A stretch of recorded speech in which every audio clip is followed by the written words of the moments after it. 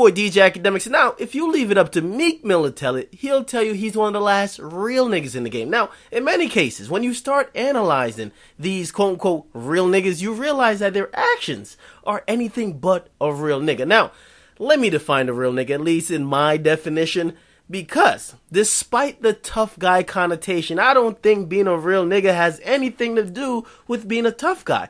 It doesn't have to do with being some type of goon. Doesn't mean you're with the shits. None of those things to me has anything to do with being a quote-unquote real nigga. Now, to me, a real nigga is one that puts his action behind his words, one who operates out of loyalty and some type of moral code, and also one that remains consistent, both in his words and his actions. Now, most hype beasts like most you Negroes, you aren't real niggas. You can't claim to be a real nigga if at any sign of any rift, any disagreement, you now blow it out of proportion and now you start putting on a front for the public to save face. Now, Meek Mill, let's analyze his recent actions because he, as I said, he claims to be one of the last quote-unquote real niggas. Now, let's focus on facts. Fact number one, he's in MMG. He's in a group with people like Gunplay, Omarion, Wale, Rick Ross, and Stally. Number two, he is good friends with someone called Slowbucks, another person he vouched for and claimed to be a real nigga as well. Number three, he also claimed he's cool with another person named 50 Cent. Number four, let's connect the two. 50 Cent has been involved in the brutal assault and robbery of his label mate and also his friend. Yes, Gunplay and Slowbucks both were robbed and beat down by 50 Cent's crew. Now, number five, Meek Mill has said nothing about this incident. Pretty much he skated past it. In fact, he acted like it didn't even happen. Number six, now, Meek Mill signs a guy from his own hometown called Louis V. Gutter. Apparently, they were part of this Dream Chasers movement, or I don't even know if it was a record label, but apparently he was this artist, right? Number seven, Meek Mill now turns around and disses Louis V. Gutter on Twitter because, quote-unquote, Louis V. Gutter was sneak dissing Slowbucks over Slowbucks getting beat up on stage. Okay, interesting. Now, number eight, Meek Mill calls Louis V. Gutter a snitch because he allegedly cooperated with the police. Number nine, a news report that came out around the same time, which Louis V. Gutter allegedly cooperated with the police, said that he, in fact, did not cooperate with the police. And that's why the police couldn't go any further.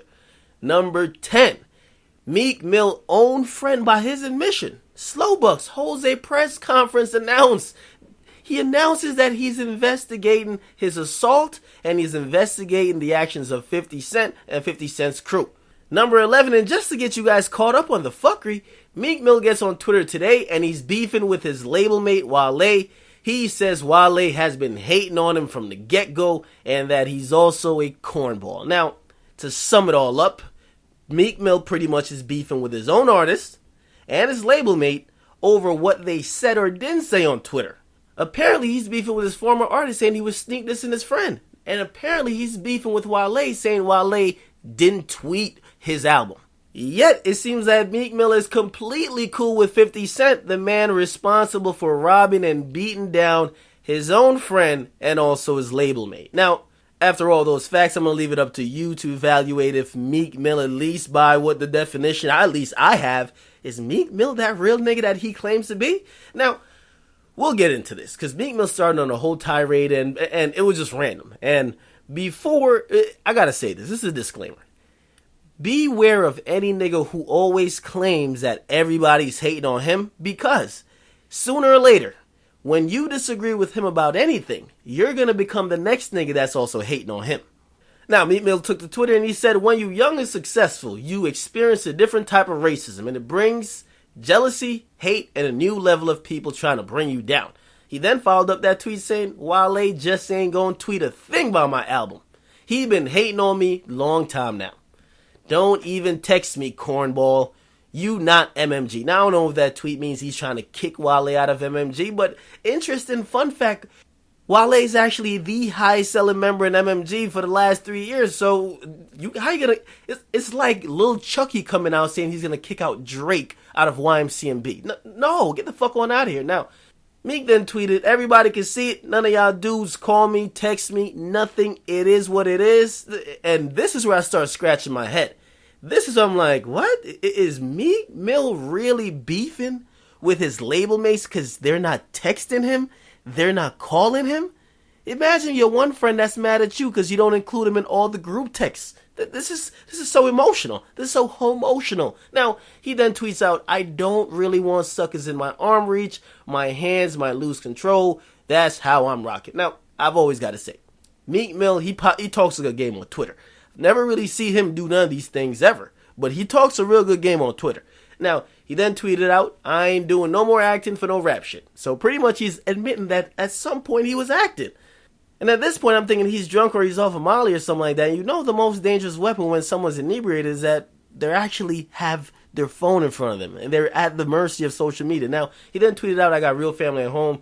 And all my day ones on the road with me, I just want to make it know who is who.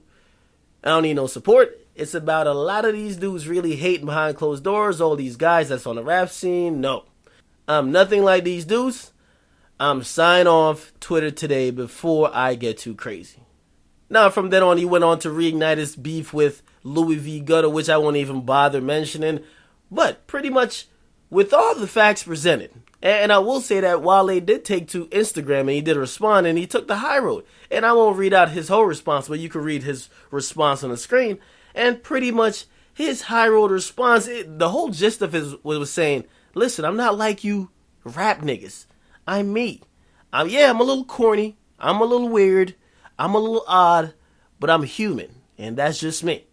And he pretty much apologized to, it was like a backhanded slap. It was a backhanded compliment or backhanded apology to Meek Mill, which he was shitting on Meek Mill the whole time. But overall, this whole thing came across like Meek Mill was just being overly emotional. And it seems that he was in his feelings over not getting a tweet, not getting a mention, not getting a shout out, or not getting a text message. If this is how the gangsters of 2014 are doing it, and don't get me wrong, love Meek Mill's music. I think he's actually making some of the best music out of the new guys. He has a lane. He's not the most lyrical, but he has that energy, and I don't think no one else is bringing that energy but Meek Mill. But when it comes to social media, I've seen him do a lot of questionable things on social media, which, even if you like his music, you can't defend. So I want you guys to get in the comment box what you think about Meek Mill starting up another beef, this time with his own label mate, MMG. And it's so crazy. We got G-Unit getting back together, and we got MMG. It look like it's imploding.